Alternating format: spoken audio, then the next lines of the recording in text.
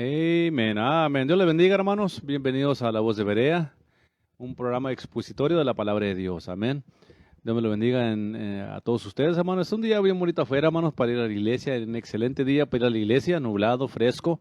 Amén. Pueda que llueva un poco, pero no le hace. Gloria a Dios por la lluvia. Amén. Hermanos, Dios me lo bendiga a todos ustedes. Quiero decirles nada más que lo invito a escuchar la hora veriana el lunes. Tenemos un programa número, creo que el 7, el nuevo. Vamos a estar dando. Estoy dando uno de los estudios de los más importantes que he dado, hermano, en toda la historia de mi ministerio. Amén. Creo que la seducción del cristianismo es uno de los mensajes que Dios me ha dado para compartir con ustedes, hermanos, de los más importantes, hermanos. Estamos, como dice la palabra de Dios, hermanos, que en los últimos días vendría una grande apostasía. Pues estamos en la mera cumbre de la apostasía de la iglesia en estos tiempos. Amén. Muchas doctrinas se metieron a la iglesia encubiertamente, hermanos, bajo otro nombre, bajo otra etiqueta. No hubo discernimiento en la gente.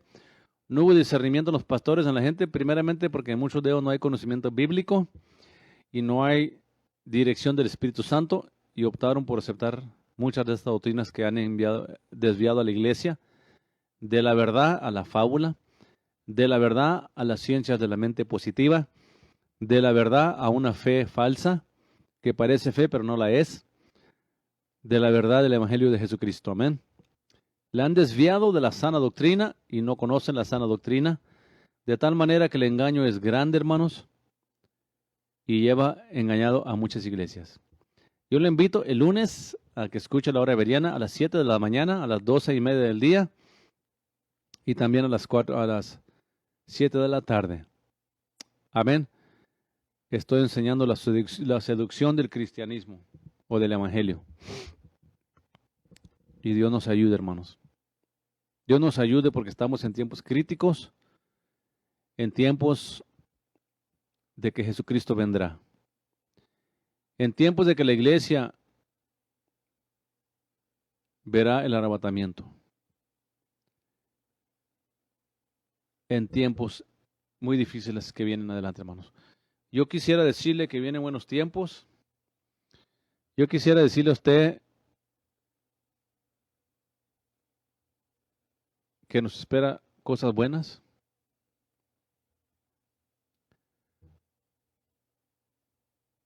Déjeme escribo algo aquí.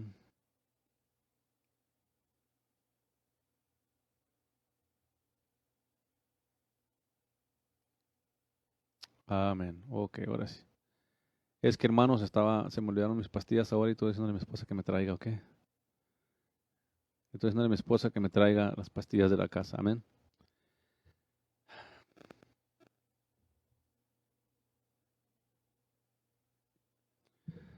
Qué hermoso es, hermano, la palabra de Dios, hermanos.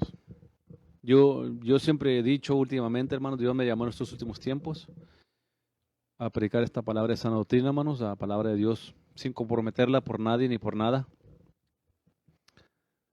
Y quisiera que muchos escucharan, que muchos entendieran de qué se trata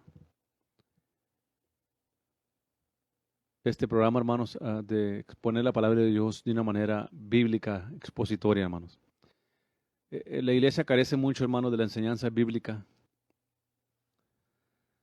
expositoria, hermano. Hay mucha ceguera en la gente cristiana, hay mucha ignorancia en la gente. Yo lo miro, hermanos. Yo lo miro. Estaba hablando con una persona el otro día y me estaba diciendo, ahora traen toda la dieta de Daniel. Usted sabe que la gente, mire, hermano, la dieta de Daniel no es algo bíblico, entiéndame eso, ¿ok? Ah, ¿no está en la Biblia? Sí, está en la Biblia. Daniel estaba en una dieta, no estaba ayunando. Por eso no se le puede llamar ayuno. Daniel estaba en una dieta. ¿Entendemos eso? Así es de que la dieta de Daniel no es perpetua, no es para la iglesia, no es para nosotros, hermanos. ¿Por qué cree usted que no lo enseñó Cristo? ¿Por qué no lo enseñó Pablo, ni Pedro, ni Juan? ¿Por qué no enseñaron ellos la dieta de Daniel? Porque no es bíblico. Es que la iglesia, los pastores, los líderes de la iglesia se meten al internet a ver qué es la farsa más nueva, la fachada más moderna que está saliendo, lo más nuevo que hay en el internet. Y ahí están sacando ideas nuevas, hermanos. De ahí salió todo esto de la dieta de Daniel, los 40 días con propósitos, las banderas, las danzas de las banderas, liberación por banderas y tanta payasada que la iglesia aprende hoy en día y practica hoy en día, que nada que ver con la palabra de Dios. Pero ¿por qué la iglesia? Bueno, le estaba hablando con este muchacho y él me decía, no, no, pastor, es que yo conozco un hermano que lo hizo y que él estaba pasando por un problema para acá y para allá y que el problema era de esta naturaleza, que el problema de esto y lo otro y cuando él hizo ese pacto, ese compromiso de la dieta por 21 días, quién sabe qué tanto que acá, que todo se resolvió, que para acá y para allá. Creo que la situación era que no dejaba a la ex esposa al papá ver al niño, tenía oposición. Entonces, supuestamente él se metió a la dieta de Daniel y que para acá y para allá. Ellos le llamaron el ayuno, pero no es ayuno, es dieta de Daniel y que para acá y para allá. Y que después de eso, que la mujer dejó de verlo, que para acá y para allá. Y le dije yo al joven, le dije, entonces dime una cosa. ¿Dónde está la base bíblica para eso que él hizo? ¿O que tú estás diciendo? Le dije. ¿Por qué no lo enseñó Cristo? ¿Por qué Cristo no dijo hagan la dieta de Daniel? ¿Por qué Pedro no dijo hagan la dieta de Daniel? ¿Por qué Juan no dijo, hey, la dieta de Daniel para que sean liberados? Porque no hay conocimiento expositorio de la palabra, hermanos. Y yo le decía al joven, mira, amigo, te voy a decir una cosa, eso era para Daniel, algo que él personalmente hizo, pero no era perpetuo, por eso nadie lo practicó de Daniel para acá. Y tenemos que entender la importancia de dejar lo que está bajo el pacto abrámico, bajo el pacto abrámico. Lo que estaba bajo el pacto de la ley, bajo el pacto de la ley, pero lo que está bajo el nuevo pacto, hermano, tiene que estar bajo el nuevo pacto. Entonces, aquellos que creen y aquellos que creen en poner las prácticas del pacto abrámico, las prácticas del pacto de la ley, las prácticas ceremoniales, me refiero. Aquellos que quieren traer eso al Nuevo Testamento, ¿en qué se basan, hermano? ¿En qué se están basando? Cuando el nuevo pacto no habla nada de eso. Ni de guardar días festivos, ni prohibir comidas, ni de guardar el sábado. El nuevo pacto no habla nada de eso, hermanos. Y ahí está el problema, hermanos. Ahí está el problema. Que no hay enseñanza expositoria de la palabra de Dios. Y la enseñanza expositoria de la palabra de Dios es necesaria, hermano, para crecer en Dios. Dios llamó a apóstoles, evangelistas, maestros, profetas, apóstoles, para edificar a la iglesia, hermanos. Para edificarla en su crecimiento en Cristo. Para llegar hasta la estatura de la revelación de Cristo. A la revelación plena de Cristo. Ese es el propósito de la palabra de Dios. Es que hoy en día los púlpitos se usan, hermano, para entretener gente. Que hoy vamos a hacer 40 días con propósitos, que mañana vamos a hacer la dieta de Daniel, que ahora la oración de Jabez, y ahí está la gente. Que hoy nos vamos a vestir como judíos y vamos a comer pan sin levadura, y ahí están en sus iglesitas ahí, con la cachuchita los hombres y comiendo pan sin levadura.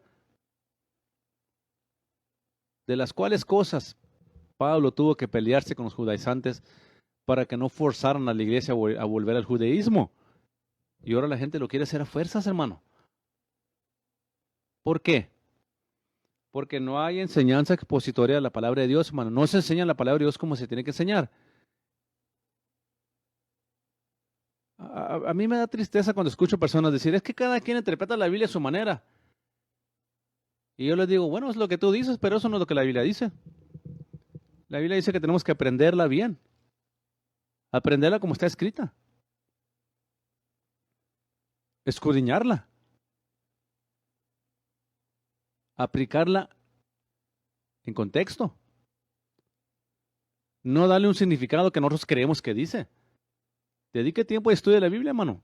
Por eso la iglesia hoy en día acepta todo. Todo lo que le meten lo acepta, todo lo que le dicen lo acepta. Ya nada más porque les citan una escritura aquí. Y yo miro eso constantemente en las redes sociales. En lo que viene siendo Facebook, en Instagram, yo miro gente cotando siempre versículos de la Biblia fuera de contexto, hermano. Usándolo nomás para expresar sus puntos sentimentales a la gente. O sus mensajitos de motivación.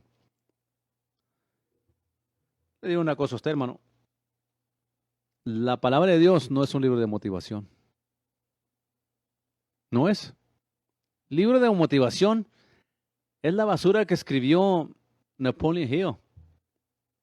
Libros de motivación, la basura que escriben los filósofos de la mente positiva.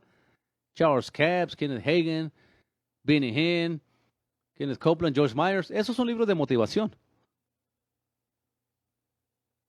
No podemos reducir la palabra de Dios a meramente un libro de motivación. Este es un libro, hermanos, inspirado por Dios. La Biblia es la palabra de Dios, no es motivación. No es un libro de motivación, es un libro que produce fe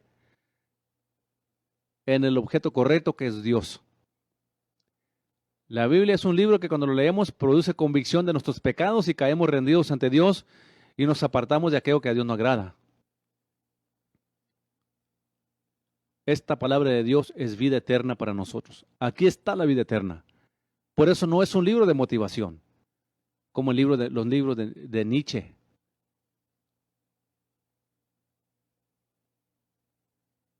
Y los libros filosóficos que se han escrito.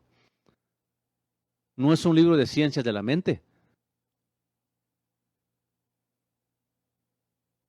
No es un libro escrito por hombres, por su propia cuenta. Lo escribieron hombres que fueron inspirados por el Espíritu Santo, hermanos,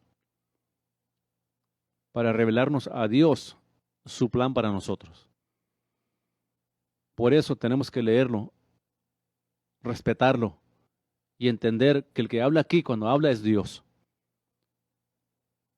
No podemos estar sacando versículos a nuestro gusto, leer nomás lo que nos conviene e ignorar lo otro.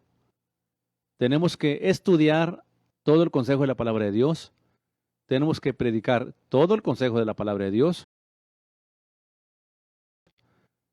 Y tenemos que creer todo lo que la palabra de Dios dice, hermanos. Lo único que puede librarnos a nosotros, a la gente, a la iglesia cristiana en estos últimos días de tanta apostasía. La apostasía en la iglesia es muy sutil, hermano. Escuche mis programas de la hora veriana. Ahí les estoy hablando mucho detalle de eso. Escuche los programas de la hora veriana. La seducción del cristianismo. Ahí estoy hablando bastante de estos movimientos en la iglesia. Pero en esta mañana yo quiero presentarle la palabra de Dios. Estamos estudiando el libro de Hebreos. De aquí depende la vida, hermanos. Esta Biblia nos revela a Dios, su propósito, su voluntad para nosotros.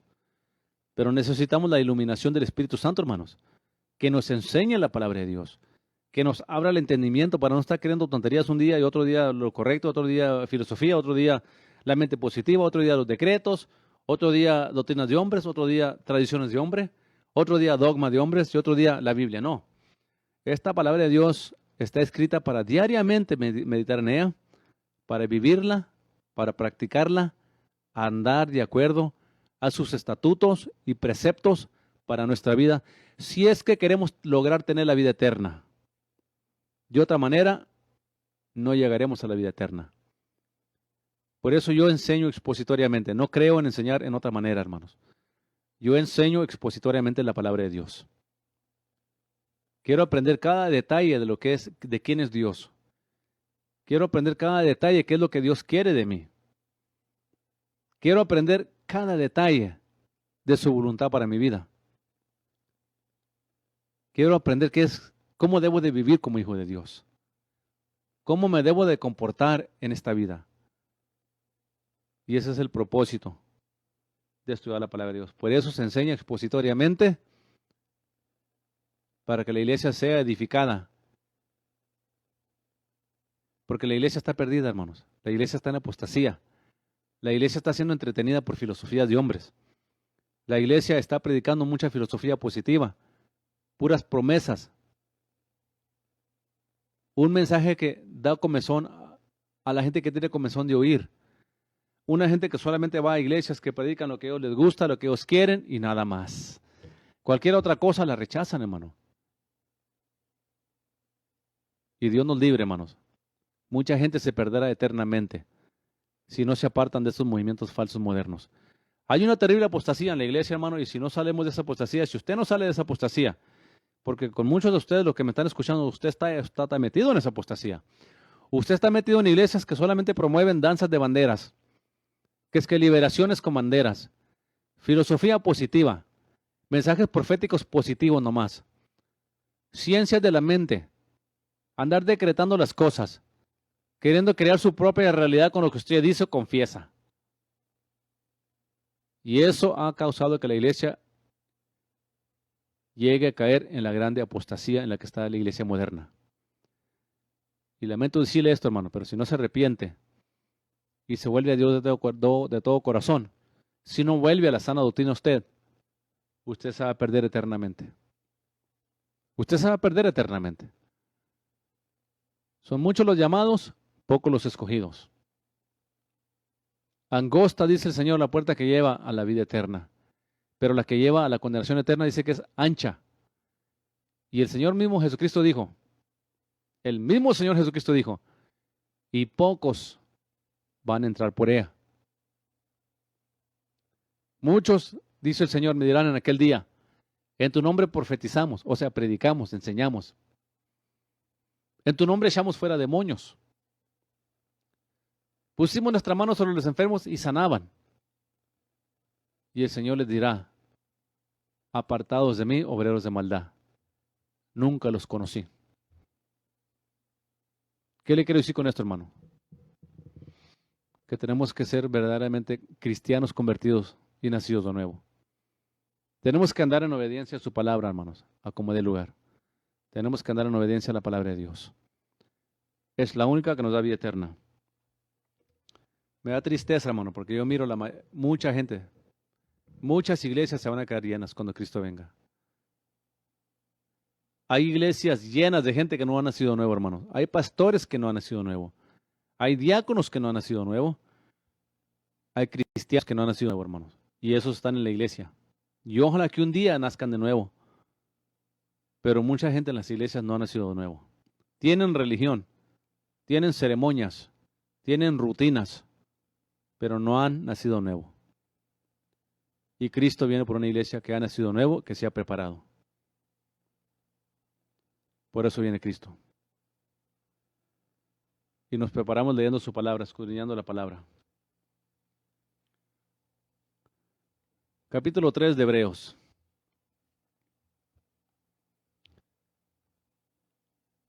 Por tanto, hermanos santos, participantes del llamamiento celestial,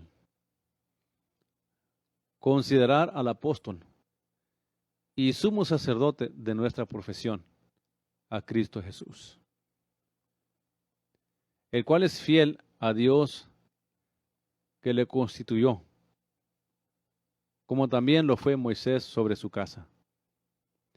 Aquí está haciendo el apóstol Pablo, un paralelo entre Dios, entre Moisés y Jesucristo. Porque Jesucristo, el Hijo del Dios viviente, hermanos, vino a revelarse a nosotros en carne, para revelarnos a Dios, revelarnos el reino de Dios y enseñarnos cómo debemos vivir nosotros. Hablarnos directamente del camino a Dios, el camino a la vida eterna. Amén. Y eso es lo que debe producir el Evangelio, hermanos. Que la gente conozca a Dios y nazca de nuevo. Y mucho evangelio moderno, muchas iglesias modernas no están enseñando esto y mucha gente están en una iglesia pero no han nacido de nuevo. No conocen a Dios. Porque no han conocido el verdadero evangelio, el verdadero propósito. Jesucristo, hermanos, es la cabeza de la iglesia, hermanos. Somos el cuerpo de Cristo. Y su palabra nos molda a ser como Cristo. A ser como Cristo en cuanto a obediencia, ¿ok? En cuanto a guardar los estatutos de Dios. No en vivir como nos dé la gana. Tenemos a Jesucristo como ejemplo. Porque de tanta mayor gloria que Moisés, este es estimado digno. Así como tiene mayor dignidad la casa que él la fabricó. Porque toda la casa es edificada de alguno, mas Él que creó todas las cosas es Dios. Y Moisés, a la verdad, fue fiel sobre toda su casa como siervo, para testificar lo que se había de decir. Mas Cristo como hijo sobre su casa, la cual casa somos nosotros. Si hasta el cabo mantuviéramos firme la confianza y la gloria de esperanza. Aquí está hablando, hermanos, el apóstol Pablo claramente, amén, de la comparación de quién era Dios, Jesucristo, en comparación con Moisés. Acuérdese que comparó a Cristo con los ángeles, ¿se acuerda? Primeros capítulos. Y luego comparó a Cristo como los sacerdotes, que más adelante lo va a elaborar un poco más. Y aquí en el capítulo 3, el apóstol Pablo, hermano, hace un paralelo entre Cristo y Moisés. Que Jesucristo está sobre su iglesia, hermano. Así como Moisés estuvo sobre el pueblo de Israel y los dirigió por muchos años, así Jesucristo está con nosotros como iglesia, para dirigirnos como iglesia en este mundo. Porque somos el cuerpo de Cristo y Él es la cabeza. Y nosotros estamos sumisos, hermano, a Dios, a Jesucristo, a la obediencia de Cristo. Y dice aquí, mas Cristo como hijo sobre su casa, la cual casa somos nosotros. Pero fíjese lo que dice al último. Si hasta el cabo mantuviéramos firme la confianza y la gloria de esperanza. Aquí habla, hermano, de la importancia de nosotros ser firmes a Dios, fieles a Dios en todo lo que hacemos. Porque esto de ser cristiano no se trata, hermanos, de que a mi antojo. No se trata que voy a ser cristiano a mi parecer, a como a mí me convenga, como yo la mire que debe de ser. O según yo entienda la Biblia. Estamos hablando de una fidelidad a Dios, hermanos, como lo fue Cristo, a Dios, al Padre. Porque el que ahora está encargado de la iglesia es Jesucristo para edificarnos, instruirnos en Dios, para ser fieles hasta la muerte, para ser fieles hasta el final, mantenernos en la firmeza de las cosas de Dios, hermanos. Porque yo le digo una cosa, no es fácil ser cristiano, no es fácil ser hijo de Dios, andar en su voluntad, en sus caminos. Muchos se han desviado, hermanos. Muchos han dejado los caminos de Dios por irse al mundo unos. Otros ya no quisieron la disciplina de servir a Dios. Y solamente Dios tenga misericordia de ellos, esto es lo que yo puedo decir. Por lo cual, como dice el Espíritu Santo, si oyeres hoy su voz, no endurezcáis vuestros corazones, como en la provocación en el día de la tentación, en el desierto, donde me tentaron vuestros padres, me probaron y vieron mis obras 40 años, a causa de lo cual me disgustó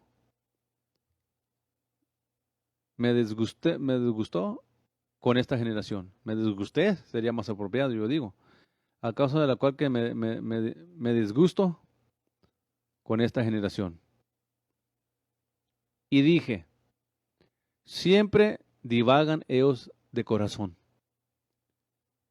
y han conocido mis caminos. Juré pues en mi ira que no entrarían en mi reposo. Estas son palabras serias las que está hablando Pablo aquí, hermanos. Palabras serias. Hay alguna gente que piensa que porque estamos bajo la gracia, que ya Dios tolera todo. Que ya podemos vivir como queramos, como nos dé la gana y ya está todo bien. Eso no es correcto, hermano.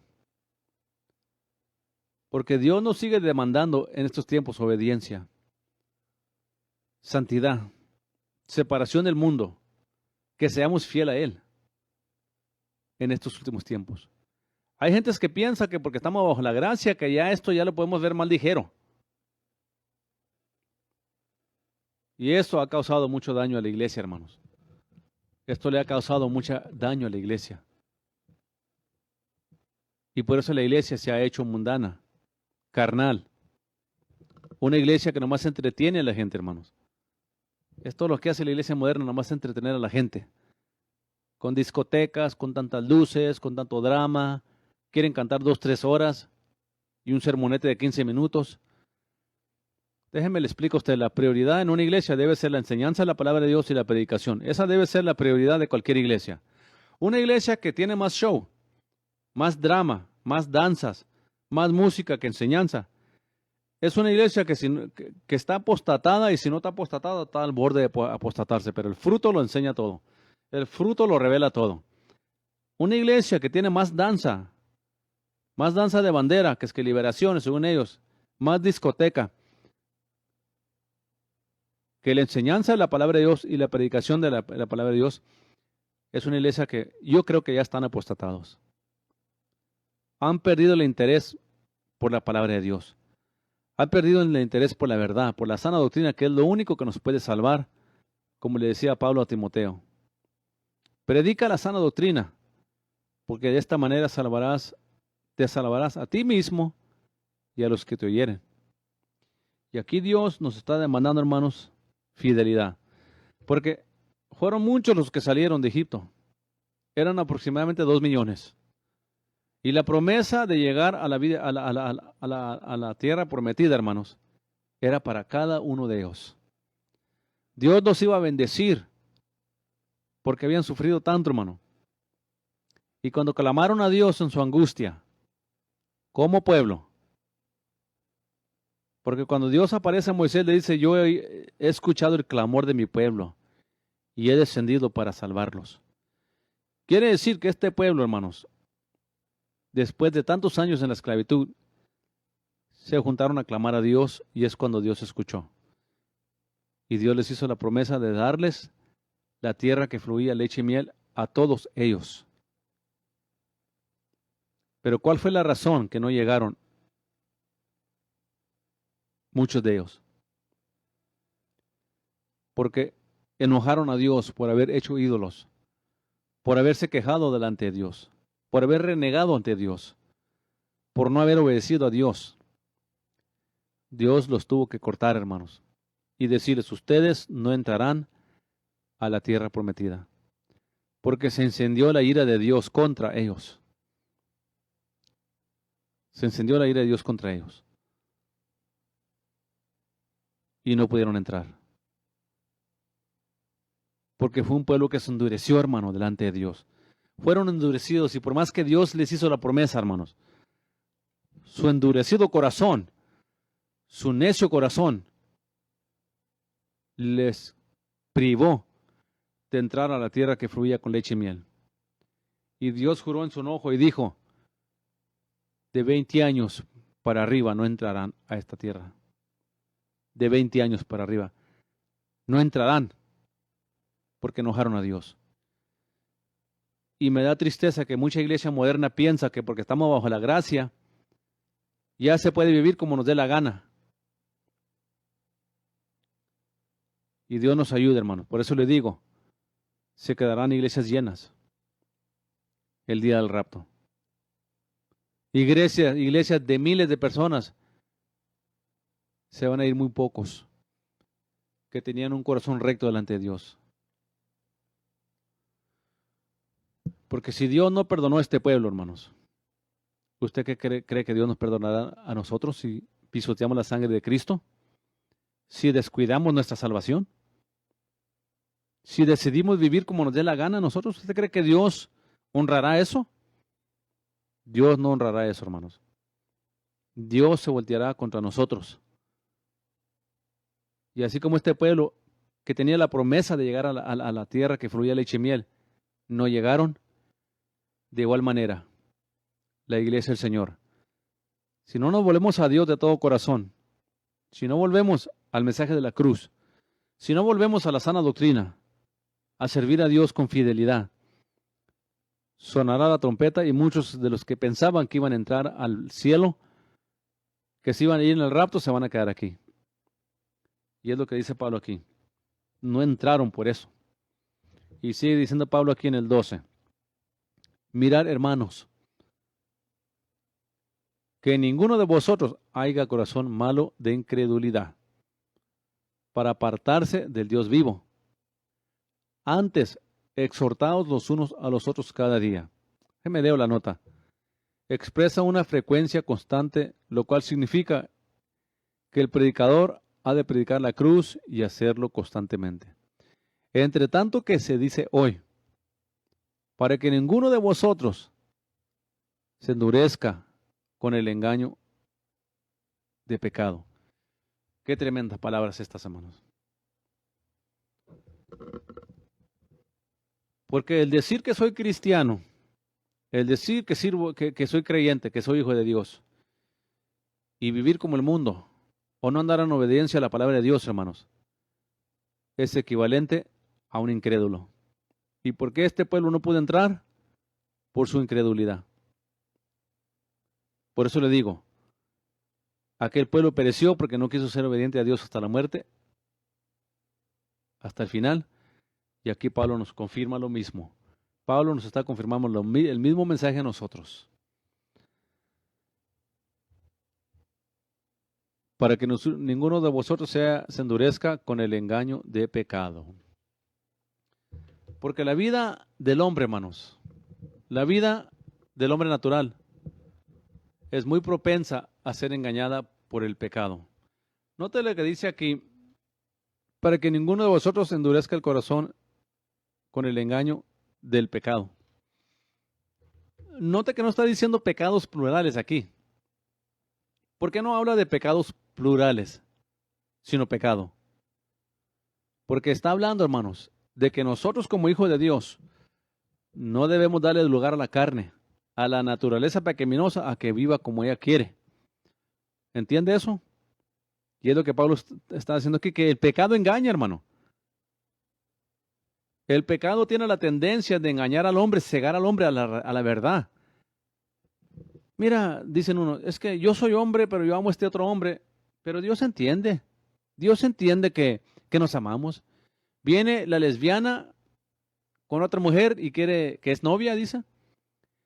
Pero mira, es que nos amamos, vamos a la iglesia, nosotros vamos a la iglesia y nos amamos. Que Dios nos amó. El engaño del pecado.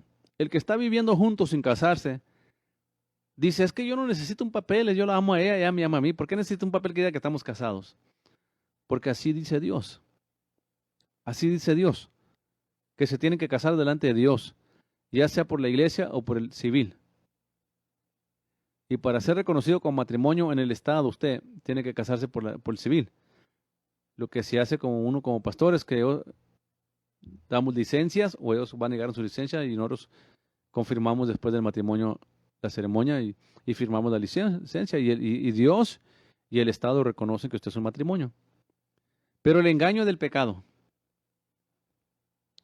quiere decir, hermano, que tengamos cuidado que la naturaleza pecaminosa, la forma de pensar del hombre, no nos engañe. Porque hay mucha gente que dice, yo no miro nada mal con tomar. Otros dicen, yo no miro nada mal con decir maldiciones. Yo no miro nada mal con tener relaciones fuera del matrimonio. El engaño del pecado. Y dice aquí que tengamos cuidado, hermano. Que no sea endurecido el corazón por el engaño del pecado. Porque déjeme leer una cosa que pasa. Cuando un cristiano no quiere aceptar disciplina, corrección, y que está viviendo mal, cuando rechaza esa disciplina, cuando rechaza el consejo de la palabra de Dios, el corazón se va endureciendo, hermano y hermana. El corazón se va endureciendo y se va endureciendo poco a poco hasta que llega a ser como una piedra, donde ya nada le molesta. Y después empieza a hacer todo tipo de cosas que a Dios no agradan y nada le molesta porque el corazón ya está endurecido.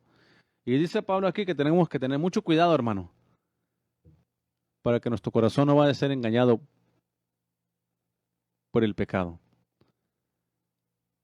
Porque participantes de Cristo somos hechos con tal de que mantengamos firme, de que mantenemos firme hasta el fin nuestra confianza que teníamos al principio. Amén. Bien sencillo eso, hermano. Cuando una persona se entrega a Cristo, viene a Cristo, nace de nuevo, hermano, la persona siente la experiencia de nacer de nuevo, cuando de veras nace de nuevo. No todo el que ha aceptado a Cristo ha nacido de nuevo, ¿ok? No todo el que le invitaron para enfrente a hacer una oración nació de nuevo. Es por eso que muchos de ellos, no todo el que está en la iglesia, ha nacido de nuevo, ¿ok? Hay diáconos, pastores, miembros, que aunque pasaron a hacer una decisión, nunca han nacido de nuevo, hermanos. Ellos siguen pecando y viviendo como el mundo y a ellos no les molesta eso. Y ese es el engaño del pecado. Pero aquí nos vuelve a recordar la palabra de Dios, hermanos, de la importancia de permanecer fiel como cuando creímos. Con ese primer amor, con esa pasión de agradar a Dios en todo lo que hacemos, debemos estar dispuestos a servirle a Dios todos los días de nuestra vida. Porque el momento de morir, hermanos, de irnos de este cuerpo físico, o el momento que la trompeta suene para el arrebatamiento, ahí no importa a quién engañé, ahí no importa qué creía yo. Bueno, sí importa lo que yo creía en cuanto a doctrina, pero ahí no importa mi punto de vista. Ahí no importa que yo justifique hacer cosas que a Dios no agradan. Ahí no importa. Porque cuando la trompeta suene, hermanos, que creo que ya pronto sonará, solamente se podrán ir los que creyeron en Jesucristo, nacieron de nuevo y permanecieron fiel al Señor todos los días de su vida. El Señor conoce cada corazón, Él conoce su corazón, Él conoce mi corazón y Él sabe el motivo, las intenciones de nuestros corazones. No porque está uno en una iglesia, quiere decir que ya la tiene hecha. No porque alguien dice que es cristiano, lo es. No porque alguien dice que nació nuevo, lo es nacido nuevo. Así es que vamos a examinarnos, hermanos. Vamos a examinarnos cómo está nuestra vida delante de Dios. A la luz de la palabra, no a la luz de nuestras convicciones personales. Porque el propósito de predicar el Evangelio, hermano, es la vida eterna y la salvación. Y de nada sirve si todo logramos en la vida y no logramos obtener la vida eterna. De nada nos sirvió. Nos perdimos eternamente. Nos perderemos eternamente. Porque aquí dice que tenemos que ser fiel y mantenernos firme hasta el fin. Con la misma confianza que teníamos desde el principio. Entre tanto que se dice, si oyeres hoy su voz, no endurezcáis vuestros corazones, como en la provocación. O sea, se refiere a lo que hizo Israel. Pero ahora se lo está aplicando aquí el apóstol Pablo a la iglesia. Que tengamos cuidado que de nuestro corazón no vaya a ser engañado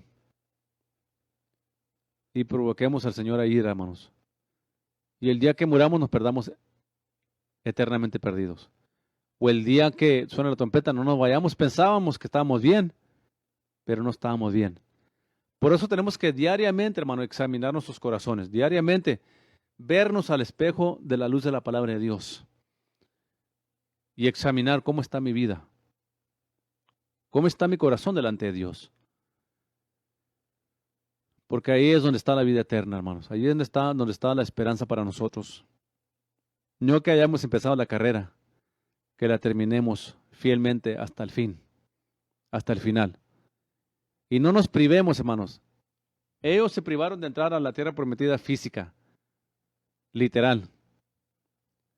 Pero Pablo dice que tengamos cuidado de no perdernos nosotros de entrar a la vida eterna por descuidos en nuestra vida, hermanos. Porque escogimos vivir a nuestra manera. Y Dios nos ayude, hermanos. Que su misericordia esté con nosotros, que su gracia nos cubra a nosotros en este día.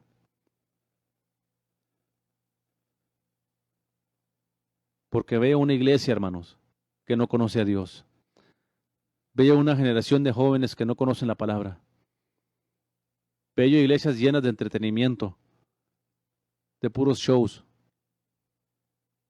Pero veo una iglesia que carece el conocimiento de la palabra de Dios. Otros la interpretan a su manera. Otros quieren vivirla como ellos les dé la gana. Y esto puede provocar a Dios a que el día que muramos nos muramos y vayamos al infierno. Y esto puede provocar a Dios a ira, hermanos. De tal manera que la trompeta suene y ni siquiera la escuchamos. Y no nos vayamos. Que el Señor tenga misericordia, hermano, y nos ayude a entender esto. La salvación es cosa seria. Servir a Dios es cosa seria. No es un jueguito de a ver cómo me va. Le voy a hacer el intento a ver si me va bien. Tenemos que pelear con él por la salvación. Tenemos que pelear por la fidelidad a Dios, hermanos. En medio de un mundo perverso, adúltero, que no quiere nada con Dios, y en medio de una iglesia apostatada, comprometida y vendida al mundo, hermanos. Dios tenga misericordia de nosotros, Dios nos ayude. Más con cuáles estuvo enojado, más con cuáles estuvo enojado 40 años. ¿Con cuáles estuvo Dios enojado 40 años? ¿Con cuáles? Con un cierto grupo particular.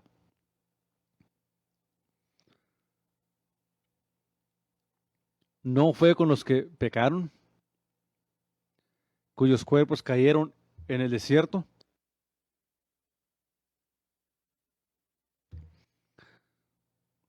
Ahí está el detalle, hermano. Dios no se enojó con todo el pueblo, se enojó con el pueblo en general, pero ¿quiénes pagaron el precio? Aunque eran como 2 millones que salieron de Egipto, Dios sabe discernir y ver cuáles son fieles a Él y cuáles no. Cuando la trompeta suene, hermanos, del arrebatamiento, el Señor sabe quiénes están preparados buscándole y quiénes no. El Señor sabe todas esas cosas, porque Él es santo. ¿Cuál es el deseo de Dios? Que nadie se pierda, hermanos, que todos procedamos a la vida eterna. Pero tiene que ser de acuerdo a su voluntad, a su propósito, no de acuerdo a nosotros o a nuestro punto de vista personal. Vamos a prepararnos porque el Señor viene pronto. ¿Y a quiénes juró que no entrarían en su reposo? ¿Sino a aquellos que no obedecieron? Sí, a aquellos que no obedecieron. Y vemos que no pudieron entrar a causa de su incredulidad. Ahí está el problema, hermanos. Y vemos que no pudieron entrar a causa de su incredulidad.